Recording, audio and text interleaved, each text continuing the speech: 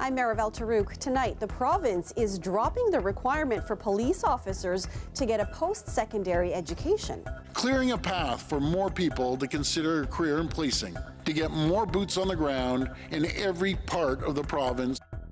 The Premier says the change is needed to help attract more police recruits. And last year, 187 people died without housing. One of the things that they're discussing today is the conversation around warming centers. The city looks to expand winter services for the homeless, but it's struggling to find the money to do so. Plus, I think all throughout our lineup, we've had some real good moments from a lot of different people. After their massive OT comeback win last night, Leafs fans are daring to ask, is this a different team? Good evening. The province is proposing changing the rules for new police officers, offering free tuition at police college and adding spots to train more new officers. But the change getting the most attention tonight is removing a requirement for post-secondary education. Lorenda Redekop has the details. Premier Doug Ford was at the Toronto Police College today announcing help to entice more people into the profession. We need reinforcements. We need more police officers on our streets, as we say, boots on the ground. Right now, basic constable training costs around $15,000. It's a 3-month course for people already conditionally hired by a police service. Our government will now cover 100% of the cost of tuition. The government says it'll cost taxpayers around $20 million a year. It also plans to scrap a requirement for post-secondary education for officers. The education requirement had been passed but never proclaimed into law. I don't think bringing an arts degree is necessarily the criteria to go to Ontario Police College and to be a cadet. However, a report looking into the mass shooting in Nova Scotia recommended more education for officers, including a 3-year degree of police education. We know that officers with higher levels of education are less likely to engage in misconduct, less likely to use excessive force. And so, the real reasons for having a more educated police force were to reduce some of the problems that we see in policing. Every officer needs the tools and the training, and I think the education to be able to keep themselves safe and keep communities safe. The opposition leader says she hears from people, including police officers themselves, who say they want more training for officers. She also wonders about the free tuition promise. I would just ask why it is that the government has decided to do this for police but aren't doing it for other professions where we have really serious and critical shortages like nursing and even teachers. We have a real crisis right now. The Ford government is also adding more spaces in police college, an extra 70 in each provincial graduating class. These changes are just part of this much larger omnibus bill. It's really wide-ranging, including everything from more education for judges, including on sexual assault law, expanding the power of animal welfare inspectors, and also changes to the Fire Prevention and Protection Act. Lorenda Redekop, CBC News, Toronto. At that same announcement, the Premier was asked about plans for the Ontario Science Centre. He said the province will work with the city to figure out a way forward. They own the land. It's going to be up to them, but we're committed to sitting down and working, again, collaboratively with them. And when we all work together, it just works out so much better, and that's exactly what we're going to do. Last week, it was announced the Science Centre would be moved to Ontario Place, with the current Science Centre location being demolished for housing. But the Premier now says it could be replaced with a school or community centre. The leader of the opposition NDP seizing on those comments. It sounds like the Premier thought he could just build whatever he wanted on that land, tear it down and build whatever he wanted. It's his personal playground. And guess what? He didn't even talk to the Toronto Regional Conservation Authority, who owns some of that land. And guess what he found out today? That he can't necessarily do whatever he wants on there. So now he's got some other cockamamie scheme. Ford also saying today no taxpayer money will fund the redevelopment of Ontario Place, but he says the province will pay for and build a parking facility at the site. It's day 7 of one of Canada's largest strikes ever. More than 100,000 federal workers are out on the picket lines.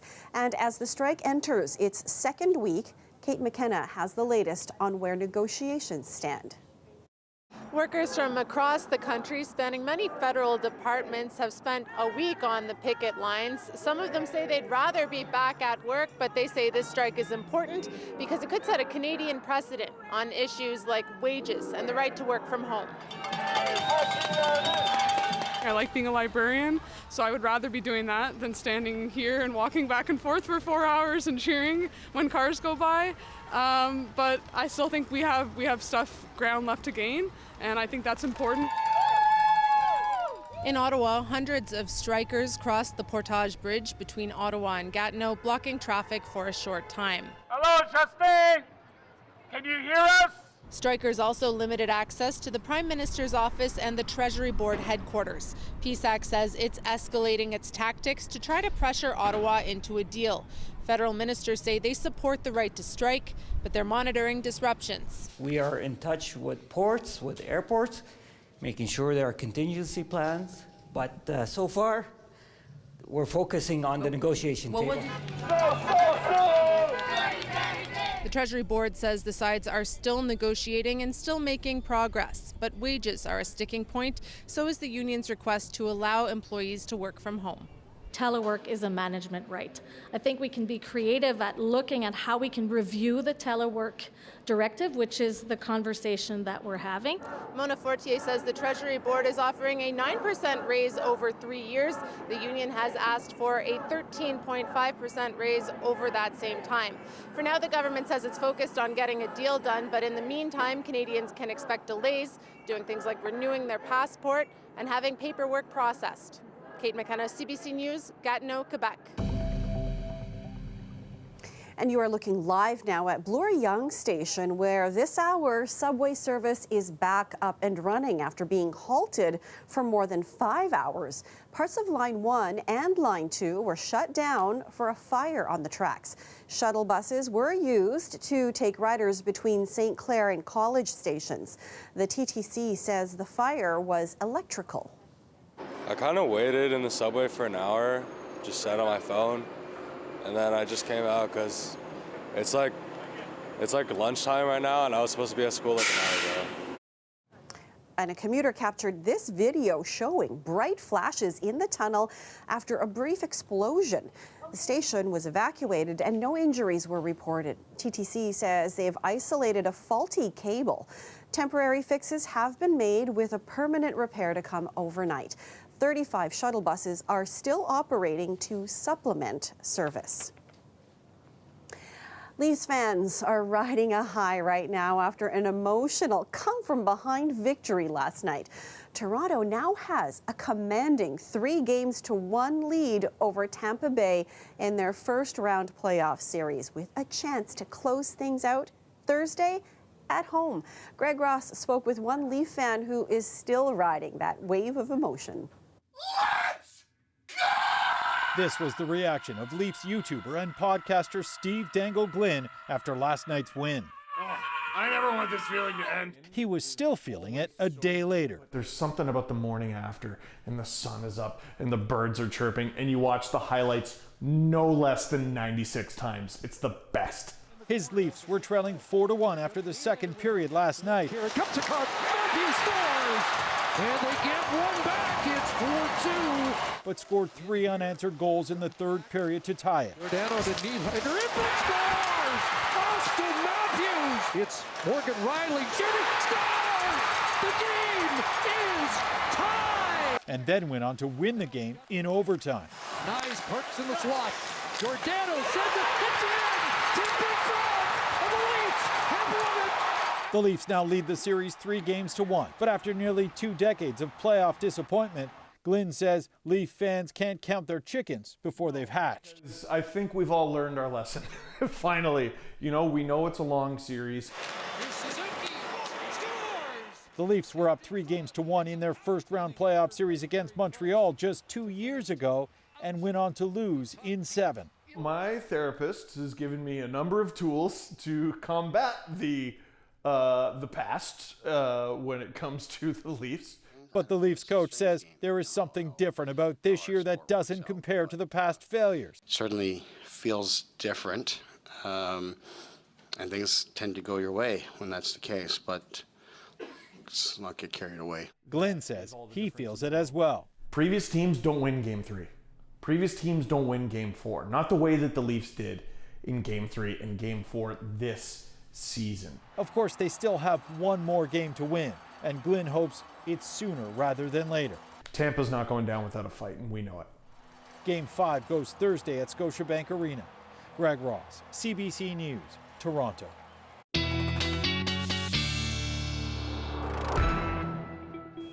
Didn't matter what the weather was today, Delia, for Leafs fans. The sun was shining all over them. That's right. And you know that scream? That's actually how I feel about when it's damp outside, but there is sunshine on the way. So, I mean, kind of relatable to the whole hockey thing.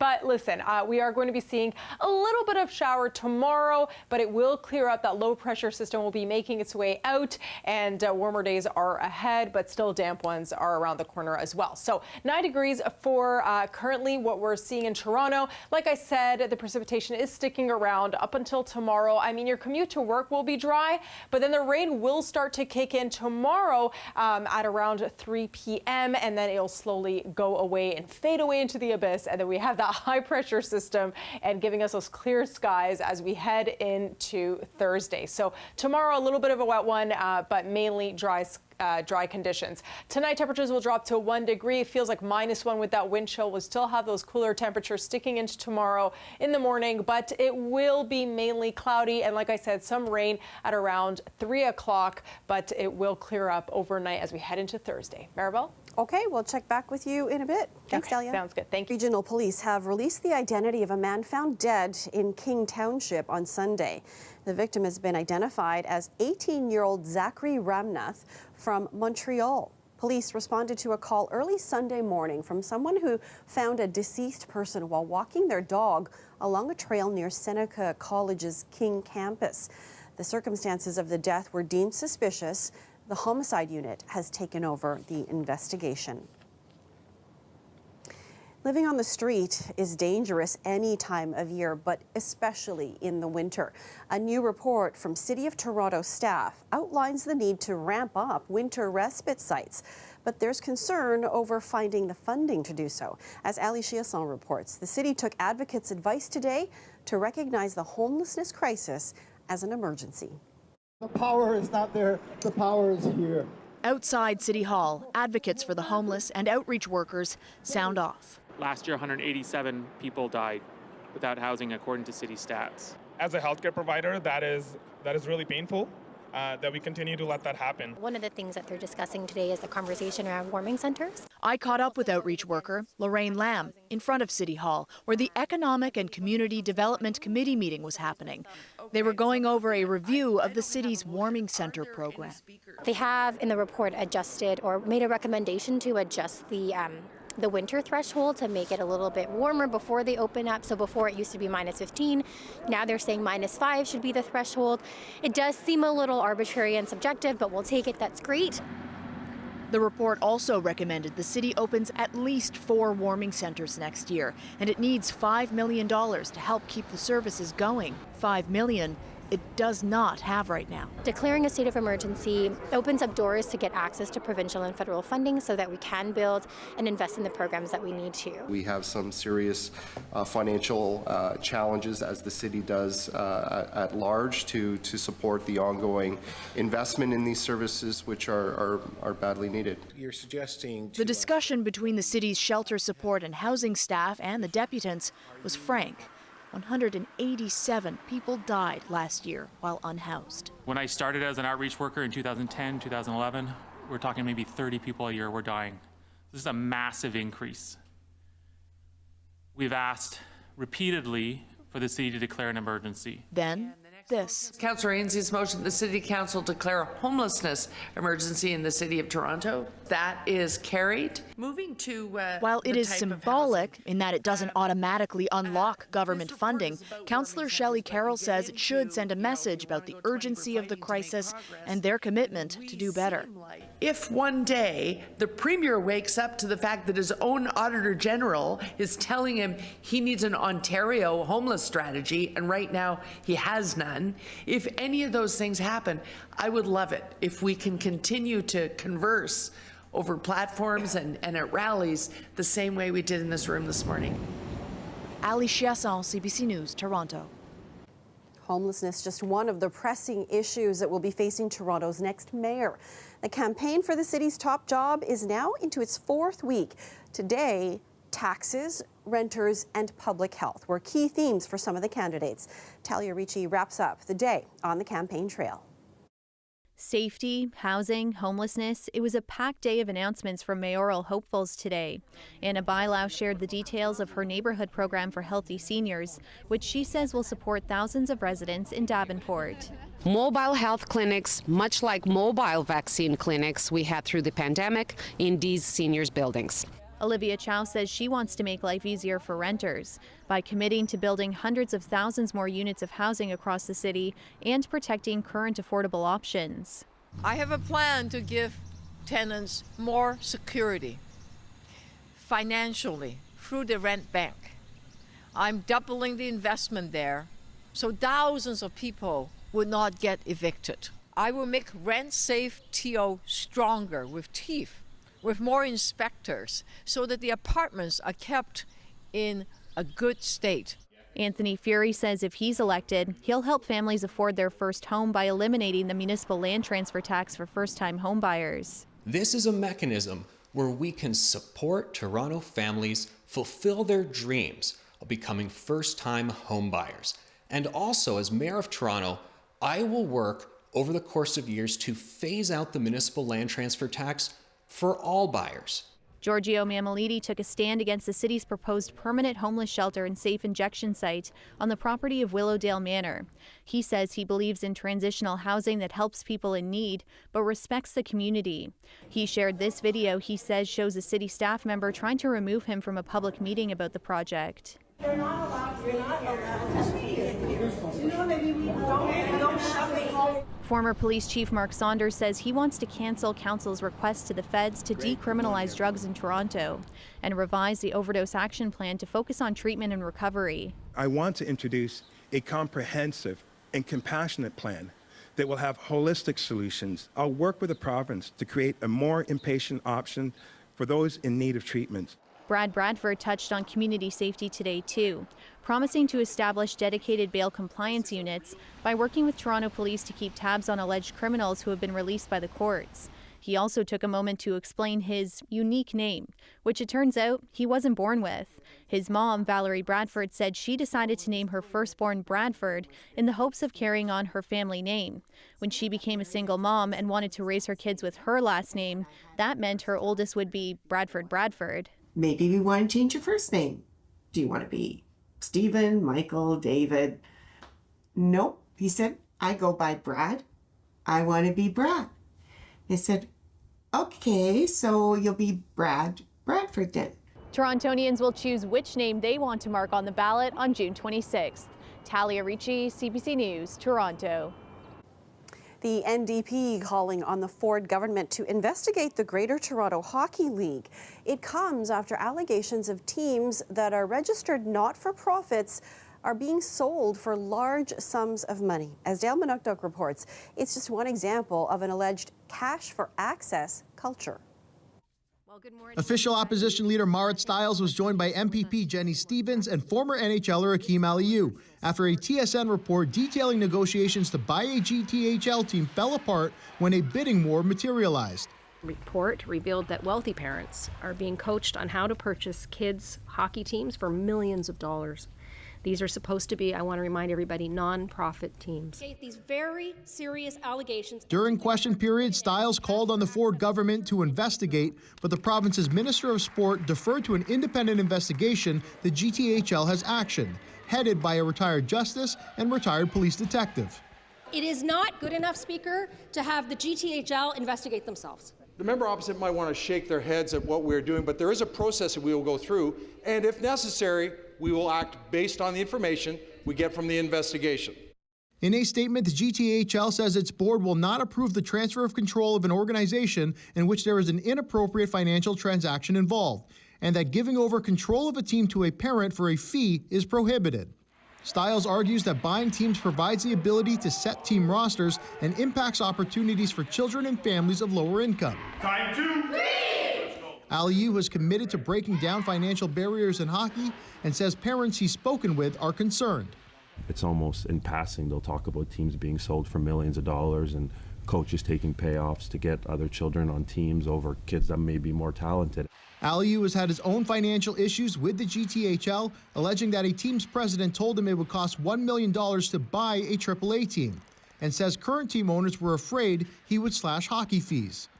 10-year-old Dante Marshall dreams of playing AAA hockey one day, but the future costs could prove an issue. $12,000 a year, it's very costly. I'm afraid, and I'm hoping that I don't have to, but I'm afraid that, I would have to look my son in the eye and tell him that, we can't afford it. Dale Manukduk, CBC News, Toronto. There's been a deadly attack on a museum in Ukraine's northeast today.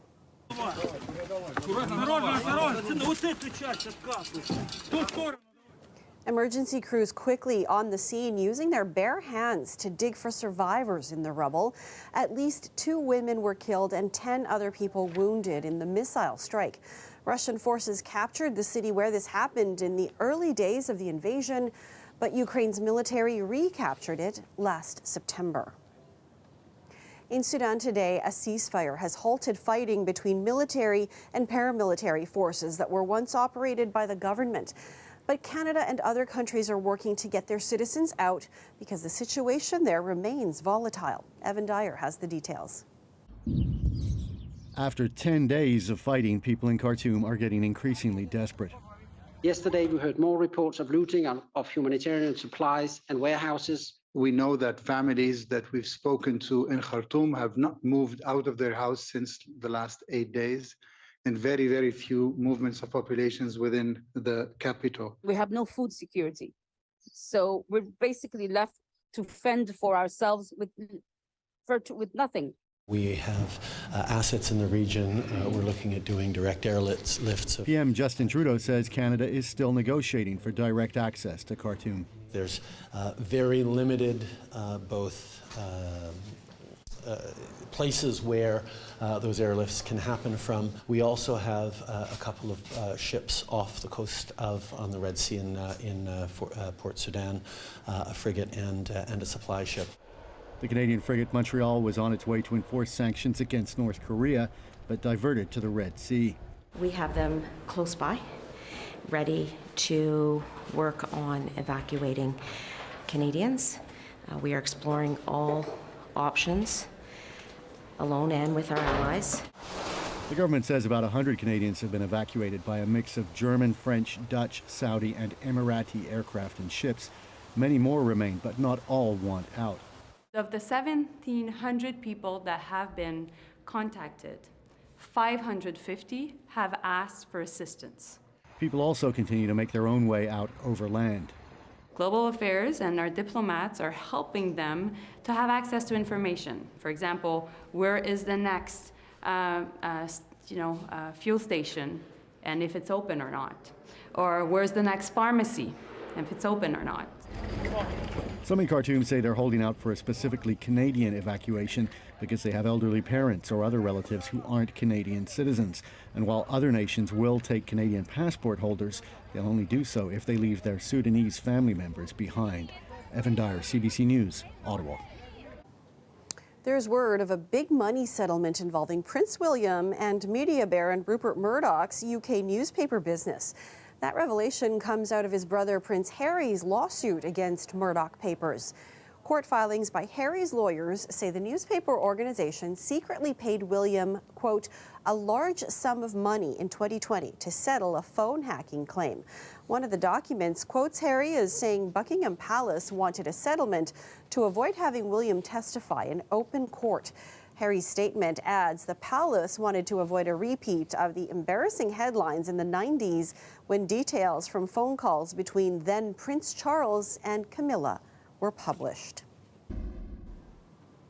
U.S. President Joe Biden has made it official. He's running for re-election in 2024. Biden was 78 when he was inaugurated, making him the oldest U.S. president ever to take office. Paul Hunter has the story. This is not a time to be complacent. Well, for all who might have once thought he'd be a one-and-done president, Joe Biden now officially saying think again because he's in. And in so doing, he's framing his run for re-election intentionally mirroring how he framed it last time around. As he put it back then, a battle for the soul of America, highlighting the threat of extremism in this country. When I ran for president 4 years ago, I said we're in a battle for the soul of America, and we still are. Now, for the 2024, same thing. As he put it in his launch video, this is not a time to be complacent, with the video also showing images of January 6th and of demonstrators at the U.S. Supreme Court on the day the court turned back abortion rights in this country, and indeed a variety of other fronts in the so-called culture wars. Also prominent among the images in the video, Donald Trump and Florida Governor Ron DeSantis, the two leading candidates for the Republican nomination, even though DeSantis has yet to announce. It's clear Biden wants voters to connect the dots, that Trump or DeSantis would lead the U.S. down the path of what he calls MAGA extremism, and, as he did in 2020, that only Biden is positioned to prevent that. But you know, around the country, MAGA extremists are lining up to take on those bedrock freedoms, cutting Social Security that you paid for your entire life while cutting taxes for the very wealthy, dictating what health care decisions women can make, banning books, and telling people who they can love.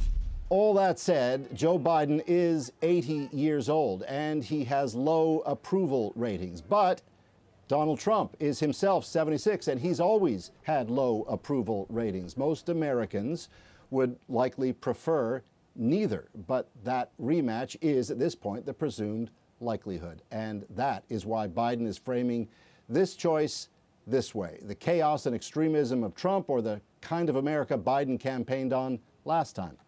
Only 19 months until Election Day. Paul Hunter, CBC News, Washington. 3 new medical schools are opening in Canada in the next 2 years. Their goal is to encourage more students to enter family medicine to help address shortages across the country. But as Karen Pauls tells us, there are concerns that students will only make doctors even busier.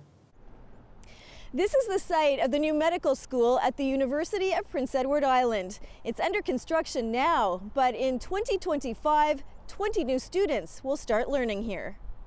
Our students will be trained in a kind of inclusive environment with working with nurse practitioners, nurses. We'll have an on-site clinic here that is what's called a medical home, which is an interdisciplinary program that will have patients from the university community, but also the broader community, and students will learn in that environment. This is just one of the 3 new medical schools being built in Canada in the next few years. The other 2 are at Toronto Metropolitan and Simon Fraser universities. And they're being built on a new model of education, where students will train in the communities where they'll serve after they graduate. The Brampton area and the Peel region are a very diverse and fast-growing region here. Doctors trained at this medical school will be prepared to work with diverse and underserved communities, allowing them to provide healthcare that is culturally respectful because of the nature of the region. But there's a concern that there aren't even enough doctors to see patients, never mind taking on the extra responsibility of teaching. My worries start when I try to figure out how do we bring this number of trainees into a system which is frankly, we're just scrambling to keep the lights on every day, right? And we don't have enough doctors to do the clinical work that we need to do. And having been in academia my whole life, I know that when you bring learners in, I don't see as many patients at all. The hope is that medical students and residents will take the pressure off their supervising physicians because they'll get more hands-on experience earlier in their training. And we know from a patient care perspective that physicians who are involved in education are both challenged to stay up to date so they can teach, and challenged by their learners, even very junior learners. So the quality of care increases for patients who are seen. If you're teaching, the learners will go see patients and your time comes out in the wash as far as patient care goes. So I don't think it's going to negatively impact the number of patients seen. The ultimate goal is to retain existing family doctors while training new ones. Karen Pauls, CBC News, Charlottetown.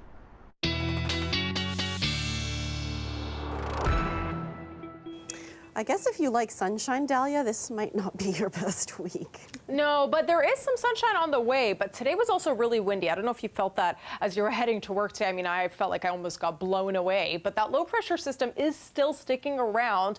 It'll slowly go away and we'll start to see that high pressure system starting to make its way through to the Golden Horseshoe soon. So make sure you keep your umbrella with you for tomorrow because you still will need it, but then you'll be able to swap it in for your sunglasses soon enough. The current temperature in Toronto right now, 9 degrees. We're still sitting below seasonal highs. Usually this time of year, the average high would be around 14 degrees, and we're sitting at 10 for the high for today. So we're still below that, hence the chilly conditions. I mean, we don't have a frost advisory here in Toronto or across the GTA, but we are seeing that frost advisory that is in effect for southwestern Ontario. So, I mean, although we don't have it here, but it's still in southwestern Ontario. Now, there is that precipitation that will be coming through tomorrow.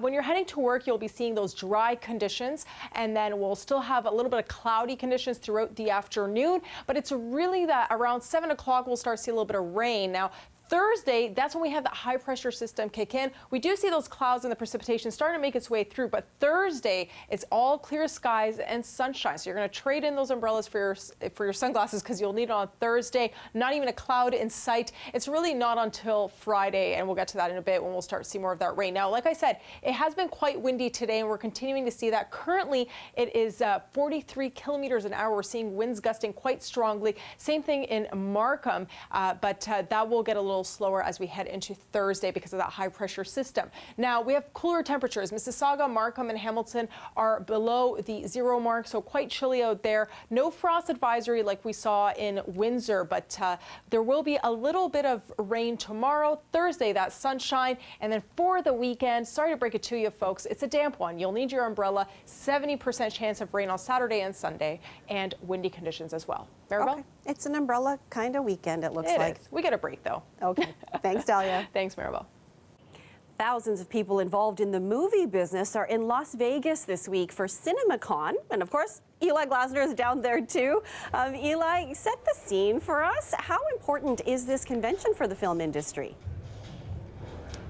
So this is where the exhibition industry, we're talking movie theaters from not just across Canada, across the world, they all come together to basically take a look at the state of their industry and look at some amazing exclusive previews of what is coming in the year ahead. Now, this is an industry, of course, during the pandemic was struggling. We saw some chains go bankrupt. We saw ticket sales plummet, and even the number of movies being made decreased. As Hollywood really started to kind of change course, streaming became more comfortable and more, even your grandmother learned how to stream. So it seemed like there was a time when the movie theaters were really on the precipice. But this year, at the panels and the talks and the presentations that I've been going to Marivel, very much the theme is the movies are back, bigger than ever. So there's a real feeling of optimism and encouragement that audiences are finding their way back to that special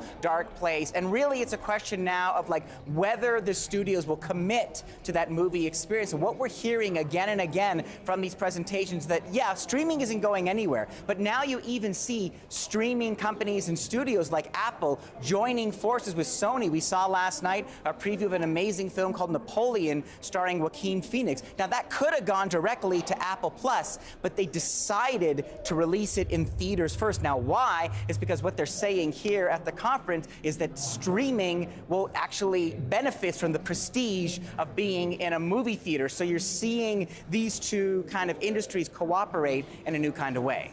Okay, so you talked about a Joaquin Phoenix movie. Let's talk about other movies that are creating a big buzz down there. What else are you hearing? So I was at the presentation from Warner Brothers Discovery this morning, and I almost need more airtime. It was kind of remarkable. It started with The Color Purple. Oprah Winfrey strides onto stage. Now, you remember, Color Purple was already a remarkable film, but then it became a Broadway play and a musical. So now they're doing this big, bold version of The Color Purple, this amazing, joyous version of the award-winning movie and Broadway smash. Oprah was there to interview members of the cast, including Taraji P. Henson, and they talked about how they related to their characters, how this is a movie for sisters to bring their sisters, and for people who have been wounded, they are going to be healed in the movie theater. And really, again, stressing that kind of communal aspect of the movie theater experience. Now, that was just a warm-up for Barbie with our own Ryan Gosling. So there you go. Greta Gerwig's on stage with Margot Robbie, with American Ferrera, with Ryan Gosling to show what could be the summer smash Barbie. There are posters for Barbie all over the place. It was hilarious. They had a moment where they're asking Ryan Gosling, that is, about getting into character, you know, getting in touch with his inner Ken. And he said, you know, for a while Ken was kind of an object that was far away from me, and I hadn't really accepted my inner Ken yet, but now he's getting in touch with what he called his Kenergy, and you know, the audience was just roaring. They showed us a new trailer like the perfect plastic world that we know, and then Barbie kind of has almost a mental breakdown and really wants a more authentic experience. I cannot wait to see that one. Much more to talk about. We saw Wonka, a prequel to Charlie and the Chocolate Factory. Timothy Chalamet as the young Wonka, discovering his chocolate-making ability. And then also one of my favorites, Dune 2, directed by Denis Villeneuve, starring Timothy Chalamet, Zendaya. She was like this dream girl in the first film. We get a lot more of her in the second. So that is just some of the ways that Warner was trying to kind of whet our appetite today. Okay, and what about a lot of questions, Eli, swirling around Flash and Ezra Miller, a movie with some Toronto connections. What's the studio saying? Yeah, so this is really interesting, and the studio, if anything, is saying this is going to be the comic book smash of the summer. I'm gonna actually have a chance to see it later this afternoon. I already saw an amazing new trailer. They're saying this is one of the best comic book movies ever been made. That's what we heard from James Gunn, who is now the co-head of the DC Film Studio. But yes, Ezra Miller is in that movie. In fact, he plays two different versions of the Flash, and this is the same actor who's been charged with disorderly conduct, with burglary, harassment, and more. Now, he has apologized. He is seeing now treatment for mental health issues, but there's a lot of people that have a lot of faith in this film, including Paul Austerberry. This is a production designer, an Oscar-winning production designer who lives in Toronto and helped bring the comic book, aspects of this film, the Batcave and more, back to life in Flash. And he believes in Ezra. Take a look. It's amazing that he was able to, he's got the range to go back and forth, and we, on the same day, a couple takes later. Switching back. Oh, he could switch just like that. Very incredible, really incredible actor. How concerned are you, Paul, that what's happened the past year will distract people from appreciating what he put on film? I think when people see the film, I think it'll kind of go away. People will forget that because he really did a tremendous job. So he's saying it's up to the audience. They are showing it here at CinemaCon. I will not be able to review it, but I have to imagine if they're so confident to show this 6 weeks ahead of the release date, they think that they have something special and they might be able to get over the controversy swirling around Ezra Miller. Eli, I think CinemaCon is your Cloud9, dude.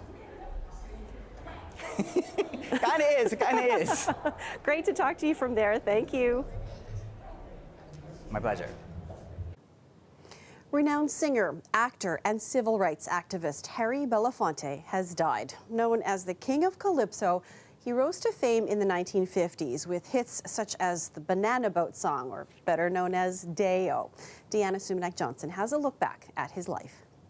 Harry Belafonte's life was all about breaking boundaries, and at first it was musical boundaries. His 1956 hit album Calypso produced hit songs like Day-O and Jamaican Farewell, and it merged pop and folk sounds with traditional Caribbean music.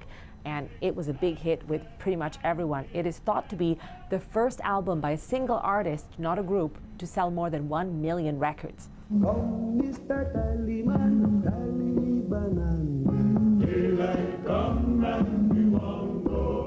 But Belafonte was not content to use that rich signature voice just for entertainment. He wanted to use it to fight for justice as well. He became very active in the civil rights movement, befriending Martin Luther King Jr., and he was willing to pay the sometimes steep price for his activism. In the 1960s, he had a popular variety special of his own where black and white performers performed together. At one point, there was a lot of criticism and complaints about that, and sponsor decided to take it off the air. But Harry Belafonte continued fighting for what he believed was right for the rest of his life, fighting against apartheid, befriending Nelson Mandela, as recently as 2016, urging Americans not to vote for Donald Trump. And that legacy of using his fame to stand for what's right was not lost on those artists who followed in his footsteps. We spoke to one of them. In order to be that vocal and to be that brave and to be that brash, you know, it must have in some ways affected his career, you know, as in moving forward. Because to me, to have that kind of devotion towards that cause, you know, when you give up that, something's got to fall to the wayside.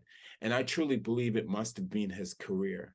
And that to me makes me feel like this type of stories that I want to tell, it empowers me, you know, to know that someone's done that in order for me to be where I am. And many are saying they're still inspired by that legacy even after his death. Harry Belafonte was 96 years old.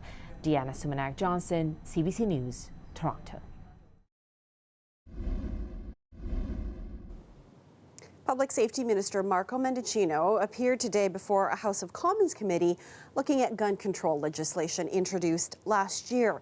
The Liberals withdrew an amendment to the bills 2 months ago. The change would have outlined the various models covered by a ban on assault-style guns. Marina von Stackelberg reports. Bill C-21, Mr. Chair, is the strongest gun reform legislation this country has seen in a generation. Public Safety Minister Marco Mendicino making his case once again for his gun control law at a House of Commons committee. The legislation would put a national freeze on handguns and raise maximum sentences for gun traffickers. We're committed to getting this right and getting this legislation passed for all Canadians. The Liberals withdrew amendments in February. They were criticized for not properly consulting with gun owners and publishing a list of prohibited firearms that included a number of long guns widely used by hunters. Minister, it's been a while that we've been waiting for you to come to this committee for these consultations. The Conservatives accuse the Liberals of virtue signaling. Bans don't seem to be working, Minister. How do you think this new so-called ban on so-called assault-style firearms is going to be any different? Calling a national ban on assault-style firearms virtue signaling completely misses the mark and is disrespectful to every Canadian who has lost a loved one as a result of those firearms. What is disrespectful to Canadians is putting forward divisive political policies that are only designed to help the Liberal Party win elections, instead of policies that will actually combat violent crime in our communities. The NDP support the handgun ban but want amendments to target the makers of guns. Leader Jagmeet Singh says that way they can't use loopholes to get around gun bans. It's going to go after the manufacturers that continue to change model numbers and change minor definitions of their weapons to get around and to skirt laws. That's an amendment the Public Safety Minister says he is open to. Suspended. Marina von Stackelberg, CBC News, Ottawa. Phone and call us now. Call a Pizza Nova. Pick up the phone and get a shower. 39 Pizza Nova. 439. All you pizza lovers out there will recognize this jingle, and that's Alfie Zappacosta, the voice behind the catchy Pizza Nova song. Today, marking the 60th anniversary of Pizza Nova, Alfie was invited to perform at the celebration. Ever thought that after 40 years, they'd still be playing the commercial that I sang for Pizza Nova 40 years ago? And they asked me to join in their 60th anniversary and do it live. And I thought it was like, well, there's something you don't get asked to do every day. So absolutely. The celebrations took place at their new support office in Scarborough. Pizza Nova also announced a $1 million donation to the Scarborough Health Network Foundation. And now I want pizza for dinner. And now I want to sing that jingle, but it's stuck in my head as well. So that's great. But it's just like a childhood staple. But the pizza, having the pizza tonight sounds better, Maribel. As for right now, it is currently 9 degrees in Toronto, and it will drop later on this evening. We are expecting a little bit of showers tonight, but that will clear up overnight and mainly cloudy conditions. As for what we're going to be expecting, it will be 1 degree overnight, and then it'll feel more like -1. As for tomorrow, a little bit of rain won't hurt. Mainly cloudy, and then let's take it the next few days. Sunshine, and then on the weekend it's all rain. Sorry to break it to you. A little bit of rain won't hurt. Yes, you're absolutely right, Dahlia. Thank you. Thanks, Maribel. And that's our show for you tonight. Thank you for joining us. We'll see you back here tomorrow at 6. Have a great night, everyone.